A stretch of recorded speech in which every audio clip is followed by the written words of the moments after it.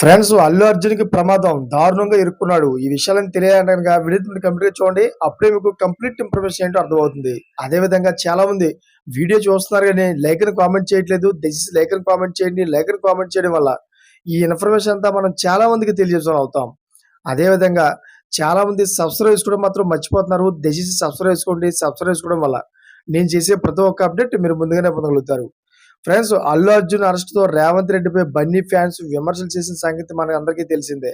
అయితే అల్లు అర్జున్ అరెస్ట్ అయిన సమయంలో రేవంత్ రెడ్డి దగ్గరుండి మరీ చేయించారని ఆయన తరపు 'పుష్ప 2' సక్సెస్ మీట్‌లో రేవంత్ రెడ్డి పేరు మర్చిపోయినందుకే అల్లు అర్జున్‌ని అరెస్ట్ చేయించి ఈ విధంగా పగ తీర్చుకున్నారంటూ ఓ వర్గం ప్రేక్షకులు రేవంత్ రెడ్డిపై సోషల్ మీడియాలో నెగెటివ్ ప్రచారం చేసిన సంగతి మనందరికీ తెలిసిందే.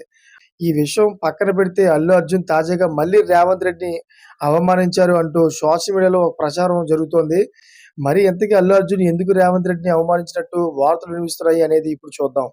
తాజాగా హైదరాబాద్‌లో మిస్ వరల్డ్ పోటీలు జరిగిన సంగతి మనందరికీ తెలిసిందే.